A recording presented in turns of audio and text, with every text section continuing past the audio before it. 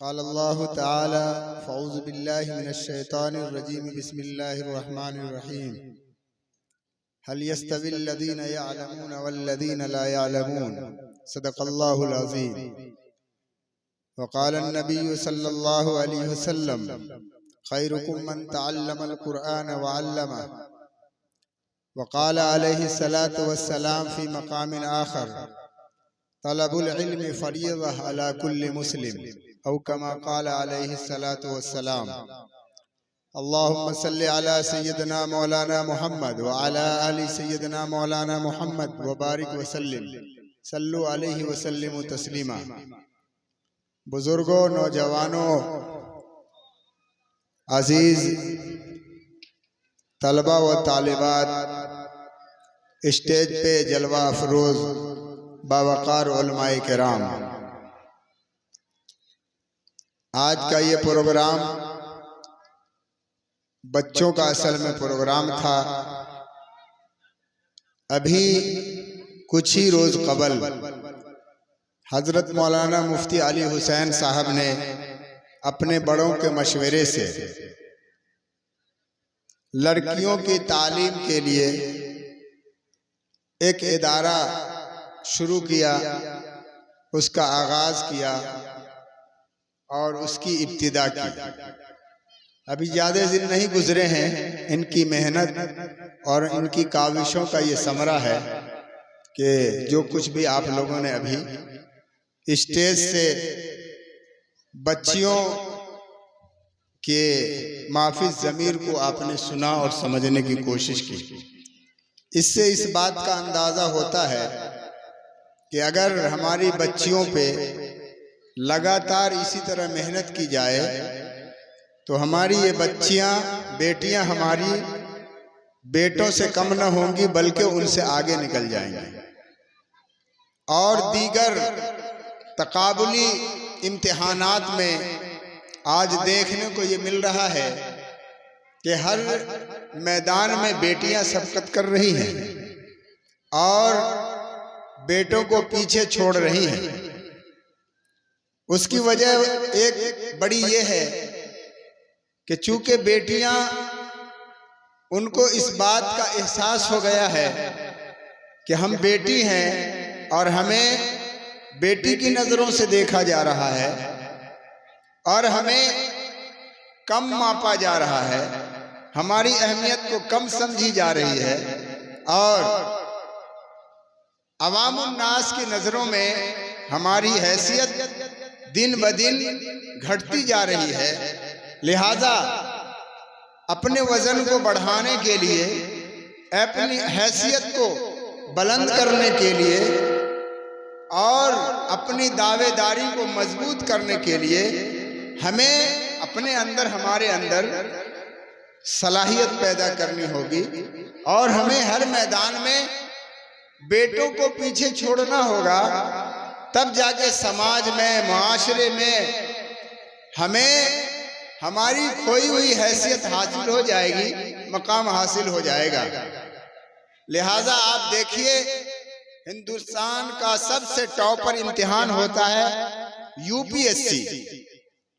उस यूपीएससी इम्तिहान में आज बेटियां अव्वल पोजीशन ला रही है पूरे भारत में, पहला नंबर पूरे भारत में।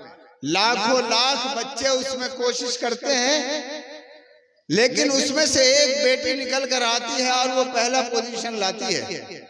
और अगर किसी साल किसी वजह से कोई बेटी पहला पोजीशन नहीं ला सकी तो दूसरा वो जरूर ला रही है। और ये हर साल का रफ्तार है, ये किसी एक साल का मामला नहीं है, हर साल ऐसा ही होता जा रहा है। मेरे मोहतरम बुजुर्गों, दोस्तों, दीनी भाई, तो बहरकैफ अर्ज ये करना है कि तालीम जिस तरह से मर्द के लिए जरूरी है, लड़कों के लिए जरूरी है, औरतों के लिए भी जरूरी है, हमारी बेटियों के लिए भी जरूरी है। तालीम से इंसान के अंदर शऊर आता है, उसके अंदर बेदारी आती है, खुद को परखने की समझ आती है, खुद को समझने की समझ आती है। इसी तरीके से सबसे बड़ी बात यह है तालीम से जो सबसे बड़ा फायदा इंसान को होता है वो ये है कि इंसान दुनिया में क्यों आया है, ये बात उसे समझ में आ जाती है। इस दुनिया में आने का मकसद क्या है, इस दुनिया में इंसान को क्यों भेजा गया है। क्या दुनिया में आना और खाना कमाना यही इंसान का मकसद है? नहीं, हरगिज नहीं। ये एक जानवर भी कर लेता है, बल्कि जानवर तो बगैर कमाए भी खाता है। कुछ जानवर ऐसे हैं कि जिनकी कमाई इंसान खाता है जी, और फिर उसकी खिदमत भी इंसान करता है। कुछ जानवर ऐसे हैं, मसलन ये कि दूध देने वाला जानवर जितना है, बताइए आप क्यों पालते हैं दूध देने वाले जानवर को? उसको खिलाते भी हैं, उसके रहने का भी इंतजाम करते हैं, उसके चारे का इंतजाम करते हैं, उसके इलाज और मुआलिजा का फिक्र करते हैं। क्यों करते हैं? उससे आपका फायदा हम रिश्ता है, उससे आपको ये उम्मीद है कि कल जाकर ये जानवर हमें दूध देगी, इसको हम खाएंगे, हमारी सेहत बनेगी, हम अपने बच्चों को खिलाएंगे, हमारे बच्चे बीमारियों से बचेंगे। फिर यह है कि उससे भी ज्यादा अगर होगा तो हम बेचेंगे उस दूध को, और उस दूध से क्या करेंगे, हम जो है पैसे हासिल करेंगे, और फिर उसके बाद उससे जो है अपने परिवार को चलाएंगे, उसकी रोजी रोटी का इंतजाम करेंगे। मेरे दोस्त और मेरे बुजुर्ग को पता ही चला कि एक जानवर है, वो जानवर भी बगैर कमाए खा लेता है और उससे इंसान फायदा हासिल करता है। क्या इंसान और जानवरों में कोई फर्क है या नहीं है? यकीनन फर्क है, और बड़ा फर्क है। इंसान इस दुनिया में सिर्फ कमाने खाने के लिए नहीं आया है। आज पूरी दुनिया में लोगों के जहन में और लोगों का मकसद ये बन गया है कि दुनिया में सिर्फ कमाना है और खाना है, और बाकी हमारी कोई जिंदगी नहीं है। नहीं मेरे दोस्तों, मेरे बुजुर्गों, सिर्फ कमाने और खाने के लिए आप दुनिया में नहीं आए। कुरान से पूछिए, अल्लाह आपको बताएगा, जिसने आपको पैदा किया है, जो आपका खालिक है, जो आपका रब है, जो आपका मालिक है, वो आपको बताएगा कि आपको किस लिए हमने इस दुनिया में भेजा है। कुरान कहता है, वमा खलक़तुल जिन्न वल इंसा इल्ला लियअबुदून। जब तालीम आएगा आपके अंदर, जब इल्म आएगा आपके अंदर, तो इल्म का असल जो मकसद है इल्म हासिल करने का, वो ये है कि इंसान अपने रब को पहचान ले, इंसान अपने रब की कुर्बत हासिल कर ले, इंसान अपने रब की मोहब्बत हासिल कर ले, इंसान अपने रब के करीब हो जाए, इंसान अपने रब के बिल्कुल नजदीक हो जाए।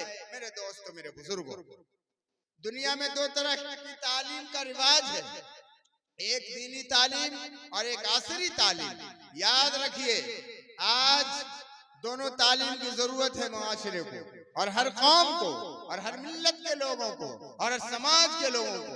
एक मजहबी तालीम, देखिए दीनी तालीम से तो सिर्फ मुसलमानों के दीन की बात हो जाती है, लेकिन मजहबी तालीम अगर हम कहते हैं तो मजहबी तालीम से हर तबका, हर गिरोह, हर जमात और हर मज़ाहिब के लोग इसमें शामिल होंगे। मजहबी तालीम, धार्मिक शिक्षा, धार्मिक एजुकेशन। मेरे दोस्तों, मेरे बुजुर्गों, जब तक आपके अंदर धार्मिक एजुकेशन, मजहबी तालीम, दीनी तालीम नहीं आएगा, तब तक आप न खुद को पहचान सकिएगा, न अपने माँ बाप को सही से जान सकिएगा, न अपने माशरे को सही से समझ पाइएगा।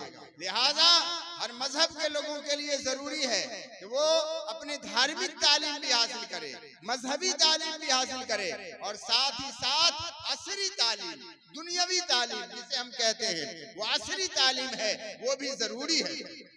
मेरे दोस्तों, मेरे बुजुर्गों, अगर आपने सिर्फ धार्मिक तालीम हासिल किया, मजहबी एजुकेशन आपने हासिल किया, तो कहीं न कहीं आप पिछड़ जाइएगा, कहीं न कहीं आप समाज के उस धारे में खड़े नहीं हो पाइएगा जिसकी आज जरूरत है हर शख्स को, हर समाज के अफराद को और हर इंसान को।